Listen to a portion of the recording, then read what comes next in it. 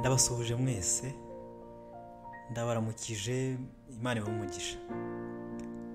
Ndasuhuza abavandimwe banjye, inshuti, abaturanyi, abo twabanye, abo turi kumwe, abo twakoranye, abo dukorana, abari bugufi na kure, mwese ndabasuhuje. Nari maze igihe kinini ntaza kuri YouTube channel umuraho kumenya.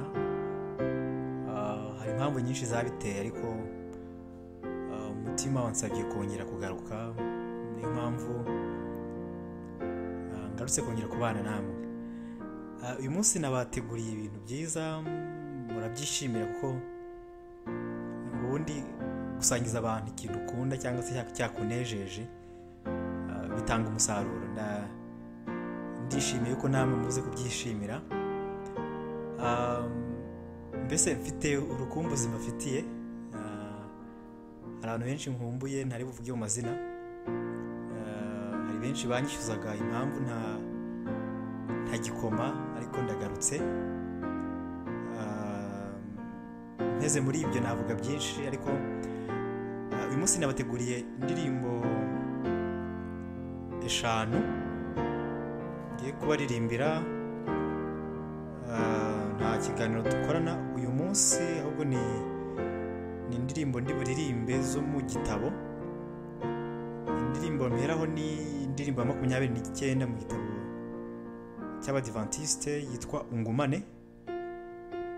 Indirimbo ya kabiri ni indirimbo y'ijana yitwa Nta nshuti nziza nka Yesu. Indirimbo ya gatatu ni indirimbo yitwa Under His Wings, munsi y'amababa ye, ya 203. Indirimbo ya kane ni indirimbo yitwa Aho azanyobora hose.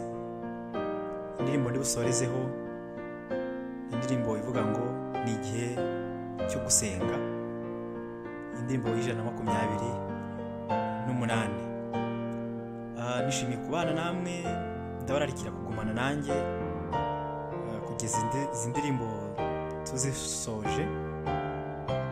Ni indirimbo nziza, ni indirimbo abazihimbye bari bafite umwuka w'Imana wari ubayoboye.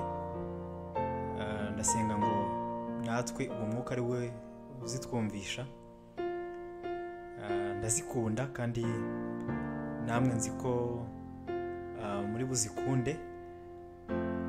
Reka ntabatindiye dutangire igitaramo cyacu gito, kandi nimubikunda tuzabikora kenshi kuko ni byiza. Rero reka mbifuriza amahoro y'Imana no kuryoherwa n'ibi bihimbano. Ariko mbere yuko dutangira, reka dusenge. Turakwiragije Mwami, ubane natwe, utuyobore, utwigishe, uduhe kumva ubutumwa buri muri izi ndirimbo. Abari aha, abari kure, ababukeneye bose utwiyereke, ubane natwe muri byose, dukunde nk'uko usanzwe dukunda, turagize ineza n'ubuntu n'amahoro n'urukundo mu izina rya Yesu. Reka turimbe indirimbo ya 29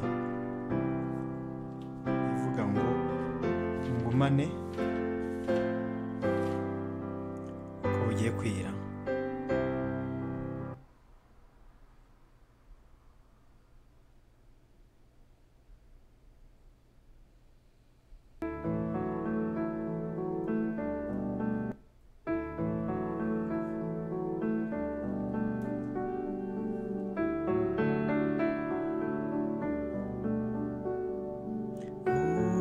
Ungumane ko bugiye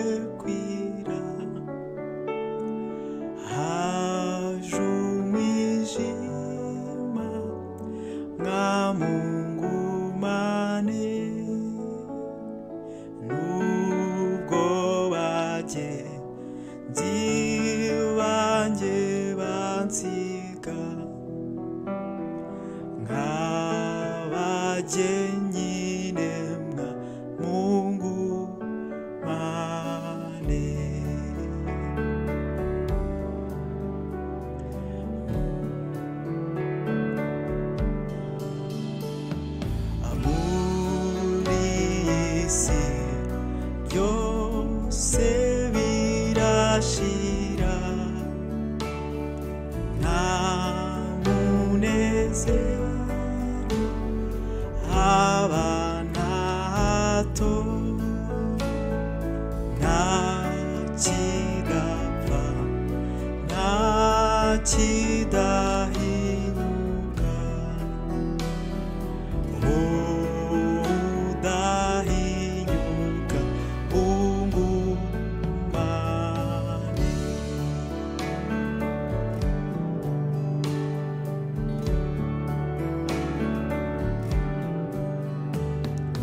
Mwami niwe shakiteka ryose, nta moshya nsinda tutari kumwe,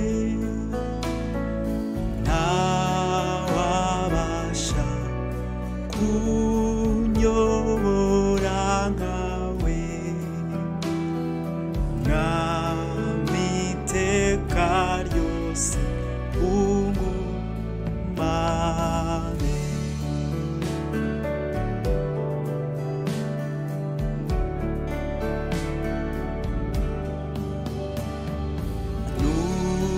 Nungumana namubishaninya, ishavuriza umunezero, inkorizo rupfu zizashira, ntabwo nazanesha ungumana.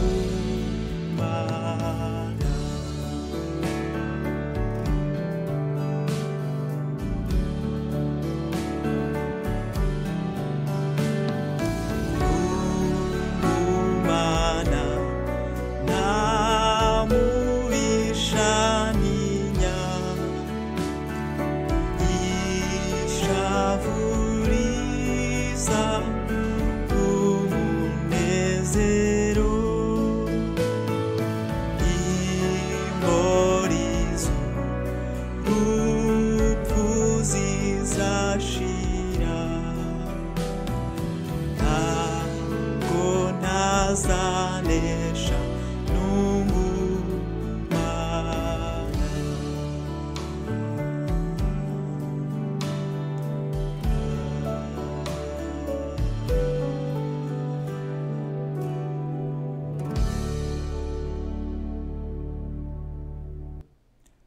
Amena.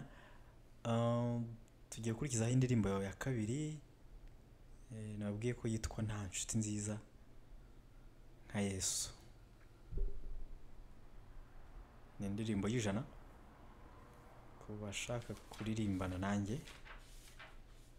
Indirimbo y'ijana ivuga ngo nta nshuti nziza nka Yesu.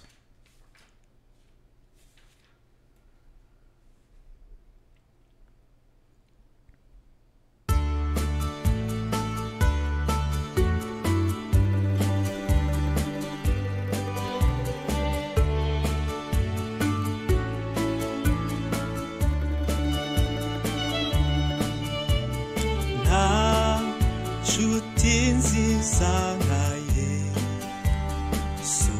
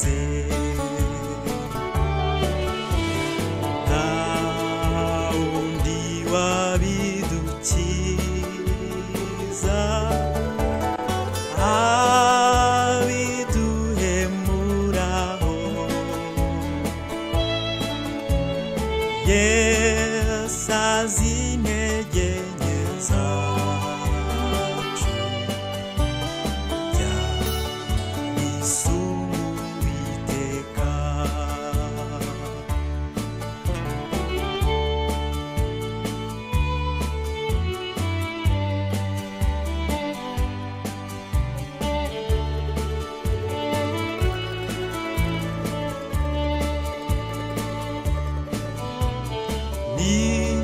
nitugira ishavu ryinshi tukababara rwose Yesu niwe uturokora komeza umwizigire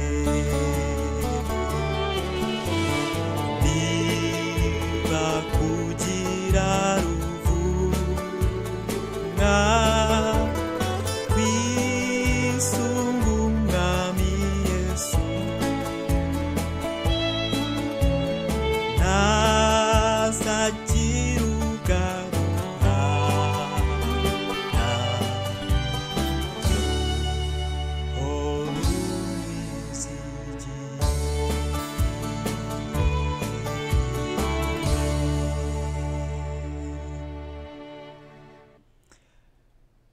murakoze. Tugiye ku ndirimbo ya gatatu yitwa Under His Wings 203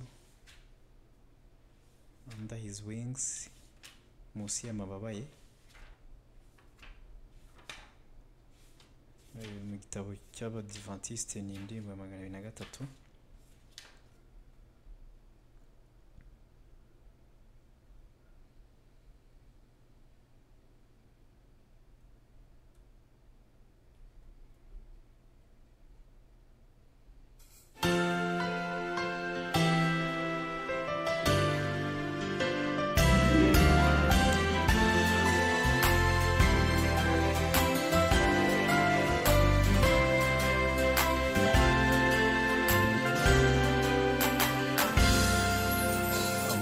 Siyama babaye niwamisha n'ubw'ijoro ryakwijima cyane ntacyo nzatinya nzitwaza nkomeza ubundi umwana we yacunguye munsi yayo babaye havuye urukundo rwinshi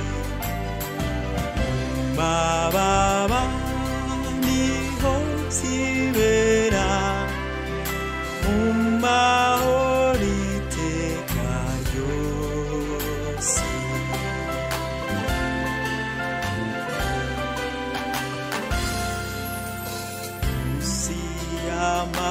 amababaye n'agahinda n'uburuhukiro bw'umutima muri iyi si ntiharimwo agakiza nirwa ndi mu mababa ye gusa munsi yayo babaye havuye urukundo rwinshi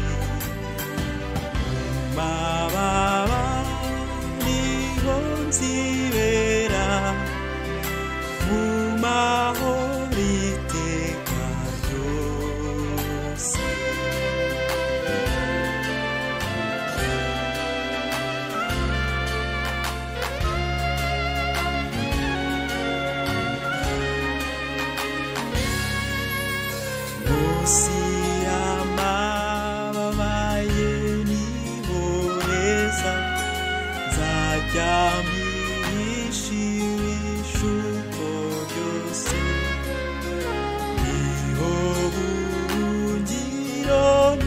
cyamangara nzibanirana esamahoro munsi yayo mababa havuye urukundo rwinshi mu mababa niho nzibera mu mahoro iteka ryose munsi yayo mababa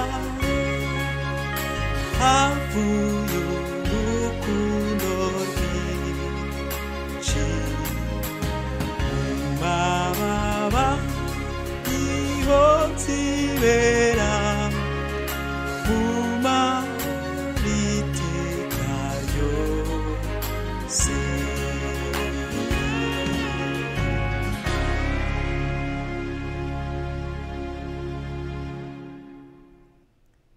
Indirimbo ishyiri ya nyuma ni indirimbo yitwa Remember Calvary cyangwa se aho azanyobora hose.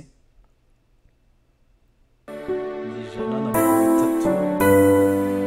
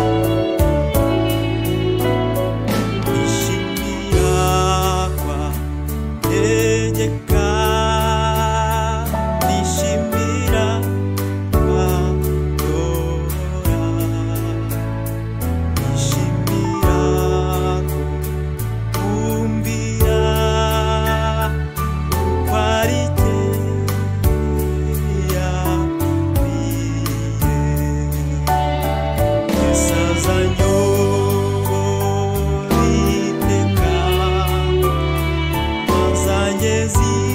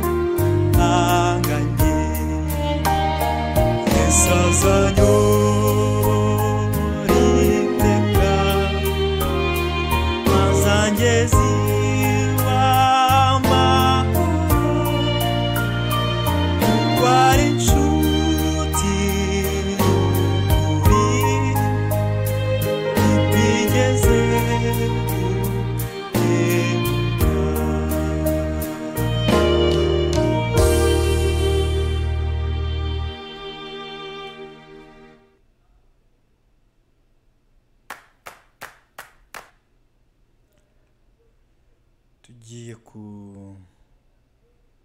ndirimbo ya nyuma nababwiye ko yitwa ni igihe cyiza cyo gusenga, indirimbo y'128.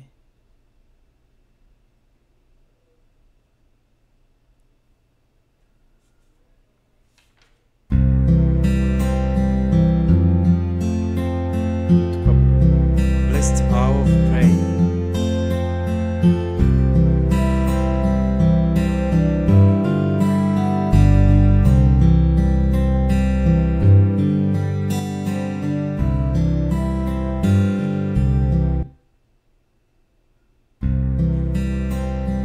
Ibashimishe ababishoboye tuyiririmbane.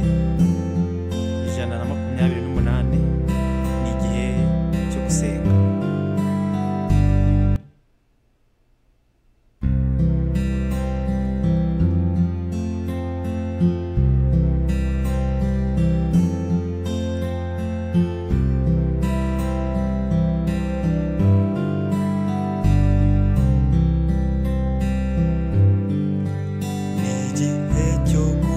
Senga twicishe bugufi duteraniye hamwe turamya Yesu, nituzatumwizeye azajya turinda, mbega ihumure ryiza ryo kwibanira nawe.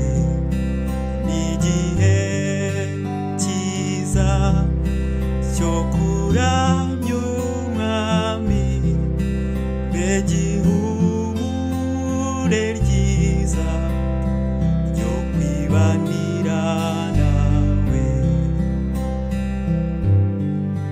Ni igihe cyo gusenga, umwami hafi kandi adufitiye ibambe rya kibyeyi, tumuganyira ibyacu dushira agahinda, mbega ihumure ryiza ryo kumvikana nawe. Ni igihe cyo kuramya umwami, mbega ihumure ryiza ryo kwibanira nawe. Ni igihe cyo gusenga no gushyikirana n'Imana yacu ihora ikana iturema agatima, turi indahangarwa, mbega ihumure ryiza ryo kwibikana nawe. Ni igihe cyiza cyo kuramya umwami, mbega ihumure ryiza ryo kwibanira nawe. Ni igihe cyo gusenga twiringiye Yesu, twizeye ko azaduha ibyo tumusaba, kuko atanga n'ubuntu ataziganije, mbega ihumure ryiza ryo gutabarwa nawe. Ni igihe cyo kuramya umwami,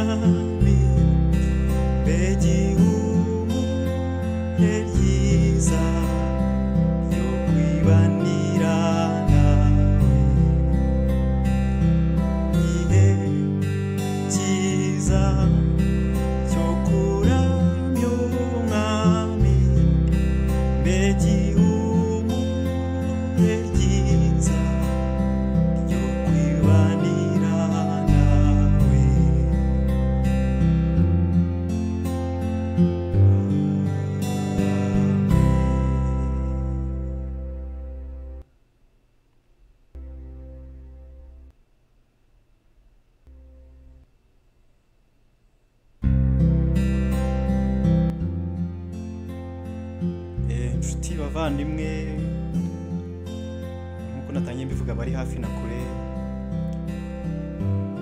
benshi ndabakumbuye, benshi ndabakunda, benshi mbifuriza imigisha. Hari abafite ibibazo bitandukanye, hari abakeneye gusubizwa bimwe na bimwe, hari abafite amarangamutima badashobora gusangira n'abandi. Hari byinshi twifuza, hari ibiduteye ubwoba, hari ibitagenda neza, ariko mu cyizere duhabwa no kubana n'Imana byose biragenda neza. Naho bitagenda neza tuzabikomereremo, kuko ibitatwishe biradukomeza. Indirimbo nsorejeho murambaburira ntabwo nayiririmbye neza, nifite amarangamutima, ariko nanze kubahisha amarangamutima nayigiriyemo, kuko namwe ndabizi muzayagira. Rero nishimiye kubana namwe muri uyu munsi. Ndabakunda aho muri hose, abankurikirana, abanyandikira, abankunda, mwese ndabifuriza amahoro y'Imana itanga. Tuzongera ubutaha. Ikindi muri comment mushobora gushyiramo uko mubyifuza ko twabigenza, uko twabikosora. Ndi hano ngo dufatanye namwe. Ikindi by'umwihariko ndashimira abantu bansabye ibyo ngomba gukosora, bampa n'ibitekerezo. Imana ibahe umugisha. N'ibiganiro nabyo mu minsi mike tugiye kongera kubigarura, kongera gukora ibindi biganiro. Wenda bizaba bitandukanye n'uburyo twabikoraga mbere, ariko bizadufasha ari mwe, bizadufasha twese. Ababyeyi banjye, barumuna banjye, bashiki banjye, umuryango mugari w'abatuye iyi si mwese, Imana ibahe umugisha. Mwakoze cyane. Naho ubutaha. Imana ibahe umugisha. Murakoze cyane.